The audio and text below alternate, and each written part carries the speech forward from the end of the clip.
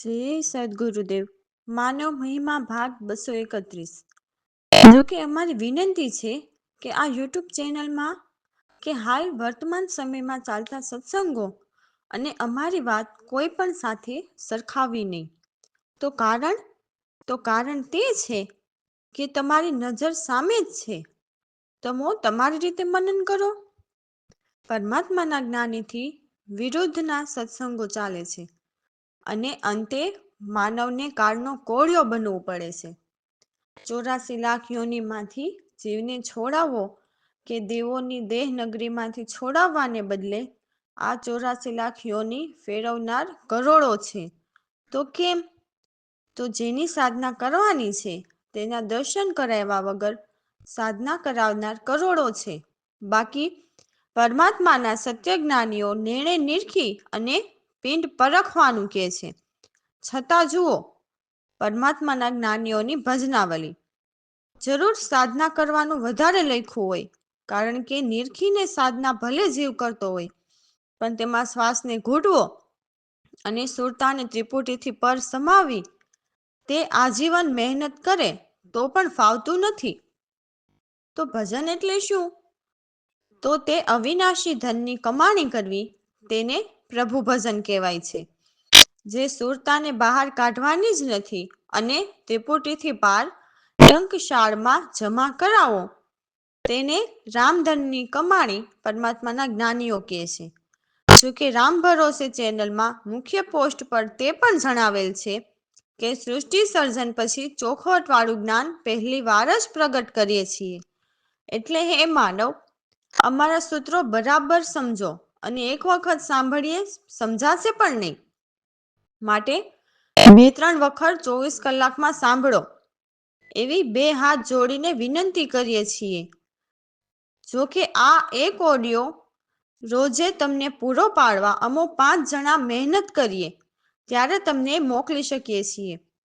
બસ જરૂર એટલું કહીએ છીએ કે ઓડિયો સાંભળી મનન કરો.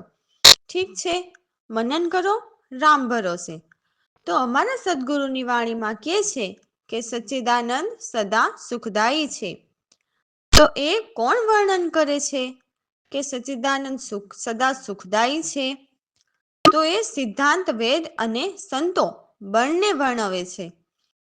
એની અવસ્થા અતીત એટલે સદા રહે છે. તે આત્મનો કદી નથી ઉદય થતો કે નથી આથમતો, કે નથી છૂટા કે નથી ગ્रहेલા. ચેત અચેત જેમાં જેને સ્વયં સ્વરૂપ ધર્યા છે. તો તે સોહમ પુરુષની વાત છે. પરમાત્મા છે ત્યાં કોઈ શબ્દ અશબ્દ નથી ખાલી કે નથી ભરેલા. જ્યાં ચિંતા અચિંતા નથી, તો જ્યાં સૂકા કે લીલા નથી, ગણિત અગણિત ત્યાં કશું જ નથી. તે જીવતા કે મરેલા નથી, જ્યાં કરણા અકરણા નથી, એવા નિત્ય ચેતન નિષ્પ્રિયા એટલે કોઈ પ્રિય અપ્રિય નથી હોતા. ત્યાંના કોઈ પ્રમાણ પ્રેમ નથી, એવા અજાતિ પરમાત્મા છે, જે નથી ડૂબ્યા કે નથી તર્યા. ત્યાં કોઈ સારા નરસા કે એવી બુદ્ધિ પણ ત્યાં નથી. એ તો નથી ઉપર નથી નીચે. તો જેમણે જોયા હોય, સાંભળેલા હોય તે જાણતા અને તે આત્મને ગ્રહે એટલે આત્મને ભજે. તો એવા અનુભવ સ્વરૂપ અમારા સદગુરુ પ્રવીણરામ કહે છે કે તે સૌના દ્રષ્ટા છે અને તે જ સૌથી ન્યારા છે. જય સદગુરુદેવ. સચિદાનંદ સુખદાયી હો જીવ, સચિદાનંદ સુખદાયી. એ સિદ્ધાંત વેદ સંત વર્ણવે, અવસ્થાયતીત રહે રે ઓ જીવ, સચિદાનંદ સુખદાયી. આત્મ નથી ઉદય નથી આત્મો તો, નથી છૂટા નથી ગ્રહ્યા.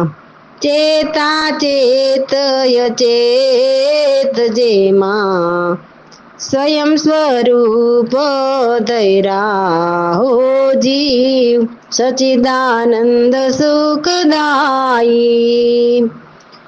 ત્યાં શબ્દ શબ્દ નથી કોઈ, નથી ખાલી નથી ભર્યા, જ્યાં નથી ચિંતાય ચિંતાય નથી સુકા નથી લીલા, હો જીવ સચિદાનંદ સુખદાયી. ગણિત અગણિત ત્યાં કશું નથી, નથી જીવતા નથી મર્યા, એ જ્યાં નથી કરણાય કરણા, એ નિત્ય ચેતનને પ્રિયા, એવો જીવ સચિદાનંદ સુખદાયી. ત્યાં તો પ્રમાણ પ્રેમ નથી પ્રજાતિ, નથી ડૂબિયા નથી તરિયા, સારા સાર બુદ્ધિ જ્યાં નથી ઉપર નથી નીચે, હો જીવ સચિદાનંદ સુખદાયી. જોયેલ સાંભળેલ કહેલ જાણતા, હવે આત્મમાં ગ્રહ્યા, અનુભવ સ્વરૂપ પ્રવીણ રામ દ્રષ્ટા, એ નથી ન્યારા નથી મળ્યા, ઓ જીવ સચિદાનંદ સુખદાયી. રામ ભરોસે. તો હવેની વાણીમાં કહે છે કે હે પ્રભુ, તમે મને મળવા આવો, કેમ બહુ વાર લગાડો છો? હે પ્રભુ, આપના જલવા બતાવીને તમે ક્યાં કઈ ઝાડમાં છુપાઈ જાઓ છો? હે પ્રભુ, તમારા દર્શન વિના ભજન નથી લાગતા, તો સુરતા કેમ કરીને ચડાવો? હું તો તમારા દર્શન માટે તડપતો દીવાનો બનીને રાત દિવસ આમ તેમ ફરું છું. હે પ્રભુ, તમે જ મને પ્રેમના ઈશારા કર્યા અને હું તમારા પ્રેમમાં પડું છું. તમે મારા દિલ લઈ લીધા છે, તો હું તમારા સિવાય ક્યાં જાઉં? હે પ્રભુ, હે સદગુરુ પ્રભુ, મારા દિલ લઈને હવે મને કેમ તમારાથી વિસારો છો? તમારી સુરત મુરત મને કેમ નથી બતાવતા? હે પ્રભુ, મને તમારા વિરહની આગ બહુ ભારે લાગે છે. મેં તો મનથી જ તન મનને બાળી દીધા છે, કેમ કે મન એવું ગુલાટી મારે છે ને કે આમથી આમ લઈ જાય છે ને આમથી આમ. એટલે મન જો ભાગે તો તનને પાછળ દોડાવવાનું પણ છોડી દીધું છે, એ પણ આપની જ કૃપાથી. બસ મારા મનમાં તો તમારી સુરત છબી વસી ગઈ છે. હે પ્રભુ, તમ વિના મને કશું જ નથી સૂઝતું. દાસલાલ કહે છે, હે સદગુરુ પ્રભુ, મારા કરેલા તમારી સાથે કર્મ માફ કરો. હું આપના દાસના દાસ બનીને રહું, એ જ મારી ભાવના છે. મને બીજી કોઈ આશા નથી. તમે તો હર કોઈના દિલ જાણી શકો છો ને, હર કોઈની મન વાંચી શકો છો. તો તમે મારા દિલ જાણી લ્યો, મન પણ વાંચી લ્યો કે મારા દિલમાં શું પાપ છે, કે મનમાં પણ મારે કોઈ પ્રત્યે વેર કે ઈર્ષા કે કોઈ પણ બુરા વિચાર કોઈ માટે જો મારા મનમાં પણ હોય, તો તમારા સિવાય કોઈ નથી જાણતું. તો તમે જાણી લ્યો. મને ખોટો વિરહ નહીં કરાવો, દર્શન આપો. હે સદગુરુ પ્રવીણ રામ પ્રભુ, મારા દિલ અને મન જો શુદ્ધ હોય તો મને તમારા દિલમાં સ્થાપી લ્યો. જય સદગુરુદેવ. હે મળવા આવો મારા પ્યારા પ્રભુ, કેમ વાર લગાડો છો? જલવા બતાવી આપના રે, કઈ ઝાડમાં છુપાઈ જાવો છો? મળવા આવો મારા પ્યારા પ્રભુ, ભજન નથી લાગતા રે, સુરતા કે માં ચડાવું રે, ફરી રહી દીવાન બનીને દિવસ રાત રે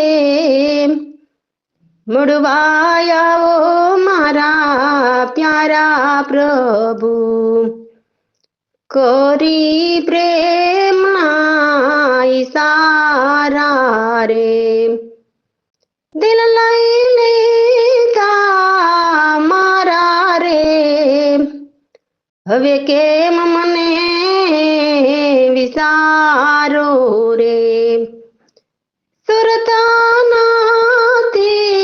બતાવતા મળવા આવો મારા પ્યારા પ્રભુ વિરહોની આગ બહુ ભારી રે તન મન દીધા છે બાળી રે તમારી સુરત છબી પ્યારી રે મનમાં રહી સમાઈ રે મળવા આવો મારા પ્યારા પ્રભુ દસલાલ કરો માપો રે દાસલાલ ના કરમ કરો માપો રે હું દાસનો દાસ બનીને રહું રે પ્રવીણ રામ હવે ન લગાડો વારો હૃદયમાં સ્થાપી લિયો રે મળવા આવો મારા પ્યારા પ્રભુ કેમ વાર લગાડો છો મળવા આવો મારા પ્યારા પ્રભુ રામ ભરોસે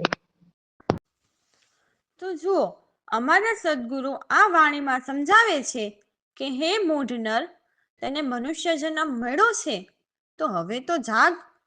તું સવારે જાગતાની પહેલા નિત્ય શું કરે છે?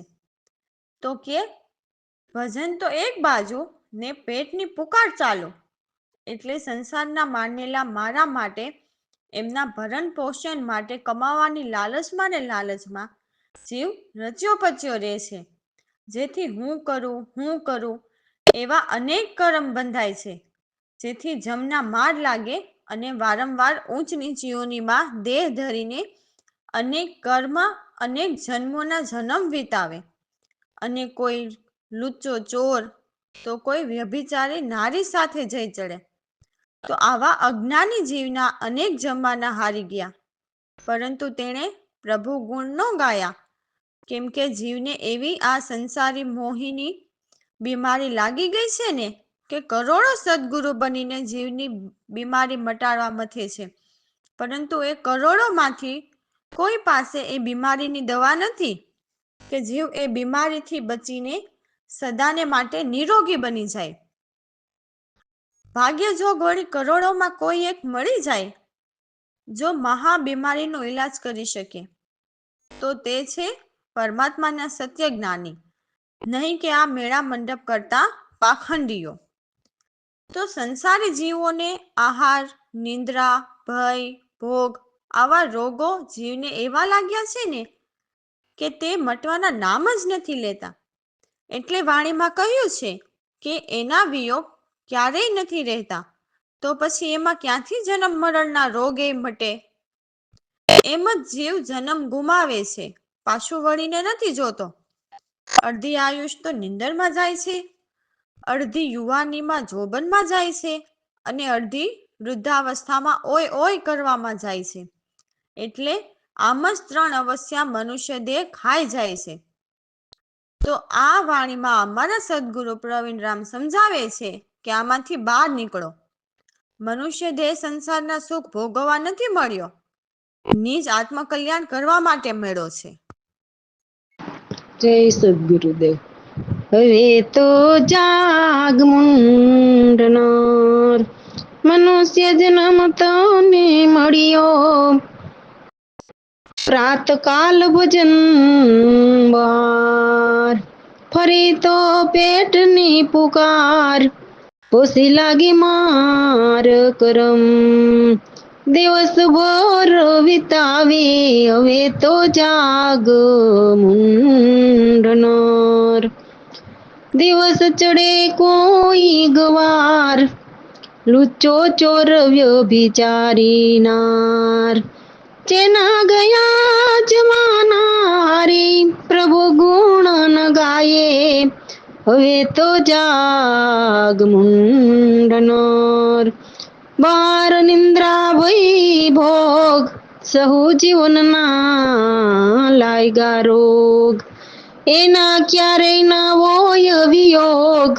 એમાં જ જન્મ ગુમાયો, હવે તો જાગ મુંડનર, અડધી આયુ નિંદરમાં જાય, અડધી ત્રણ અવસ્થા ખાય, સદગુરુ પ્રવીણ રામ કહે સારો જન્મ એમ ગુમાવે, હવે તો જાગ મુંડનર, મનુષ્ય જન્મ તને મળ્યો, હવે તો જાગ મુંડનર. રામ ભરોસે. તો અમારા સદગુરુ પ્રવીણરામ કેટલા દયાળુ છે, કેમ કે મારે પૂર્વેની પ્રીત પાડી, એટલે મેં તો આગલા જન્મમાં સદગુરુ તો ધારેલા, પરંતુ મારા અભિમાનના કારણે હું સદગુરુ ચરણ ચૂકી ગયો હતો, જેથી મારા આત્માનું કલ્યાણ થયું નહીં. ફરી મને આ જન્મે મારા સદગુરુ મળ્યા, પરંતુ આપણે તો સામાન્ય માનવી, શું સમજીએ? પરંતુ મારા સદગુરુએ મને આગલા જન્મની મને યાદ અપાવી, જેથી ખ્યાલ આવ્યો કે મેં ગયા જન્મે સદગુરુ સાથે અભિમાન કરેલા, જેથી મુક્તિનું સાચું પગથિયું ભૂલીને સંસારી સીડીના પગથિયા ફટફટ ચડવા લાગ્યો. જેમ ફટફટ ચડવા લાગ્યો તેમ ફટફટ એક પછી એક ફટકા લાગવા લાગ્યા. બહુ જમના ફટકા પણ ખાધા. તો આ તો મારા પર મારા સદગુરુએ કૃપા કરીને યાદ અપાયું કે તારે મનુષ્ય જન્મમાં આ નથી રહેવાનું. મનુષ્ય જન્મમાં આત્માનું કલ્યાણ કરીને મુક્તિ મેળવવા માટે મળ્યો છે.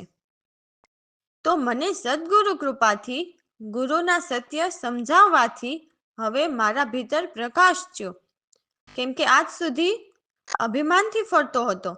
હવે મને આ સંસારના કેવા ભારી ભ્રમ અને 84 નાલના ફટકા છે તે સમજાયું. આજ સુધી હું ગોથા ખાતો બહુ મહાદુખ બેહાલ રહ્યો છું. તો જુઓ, જ્યારે બેહાલ થાય છે ત્યારે સદગુરુને અરજ કરે છે કે હે સદગુરુ, અરજ કરતા કહે છે કે હે પ્રભુ, મને મારી કરેલા પાપ પુણ્યની કોઈ કરને જ યાદ નથી. તમારા આપેલા વચનથી મને તમે સંભાળી લીધો. હે પ્રભુ, તે તારા ભક્તની લાજ રાખી. હું સંસાર સાગરમાં ડૂબતો હતો, તો મારી સહાય મારા સદગુરુએ તત્કાળ કરી. મારા સદગુરુએ એમની જ્ઞાન ભુજા ફેલાવીને પકડીને મને કિનારે મૂક્યો.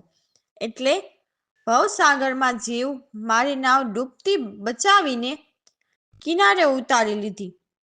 તો અમારે મન તો અમારા સદગુરુ એ જ અમારા કૃપાના સિંધુ છે, એ જ અમારા ઇન્દ્રિય ગોપાલ. એટલે અમે કહીએ છીએ કે સદગુરુ સર્વ ઇન્દ્રિયોને જીતીને કાબુ મેળવીને નિજને પામ્યા અને દાસલાલને પણ ઇન્દ્રિયોને કાબુમાં કરાવી, જેથી આ દાસલાલને સંસારમાંથી ડૂબતો કાઢ્યો. તો મારે મારા સદગુરુના હૃદયમાં રહે છે એવા ભૂપેલા ભોપાલ છે. સદગુરુ જ મારા સર્વસ્વ છે. રામ ભરોસે. જય સદગુરુદેવ. એવા મારા સદગુરુ હે દીન દયાળુ રે, જેને પ્રીતિ પૂર્વની પાડી રે,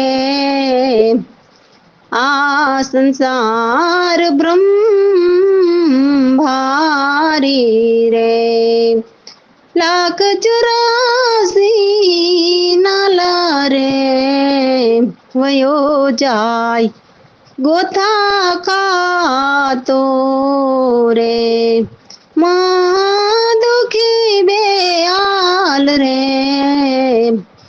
એવા મારા સદગુરુ દીના દયાળુ રે, કામ ક્રોધ મગર માછ પકડે, સાંભળો અરજ કૃપાળુ રે, મારી કરણી કઈ જ નહીં રે, તારા વચને સંભળા રે, એવા મારા સદગુરુ દીના દયાળુ રે, તારા ભક્તોની લાજ રાખી રે, સહાય કરી તો કડ રે, નાના ભૂજા ફેલાવી કાઢો મને, પકડી કિનારે મૂકો રે, એવા સદગુરુ મારા દીન દયાળુ રે, હે ગુરુ પ્રવીણ રામ કૃપાના સિંધુ રે, એ જય ઇન્દ્રિય ગોપાલ રે, દાસલાલ ને ડૂબતો કાઢ્યો, એવા ભૂપીલા ભોપાલ રે, એવા મારા સદગુરુ હે દીના દયાળુ રે, જેને પ્રીતિ પુરવની પાડી રે, એવા મારા સદગુરુ દીના દયાળુ રે, રામ ભરોસે.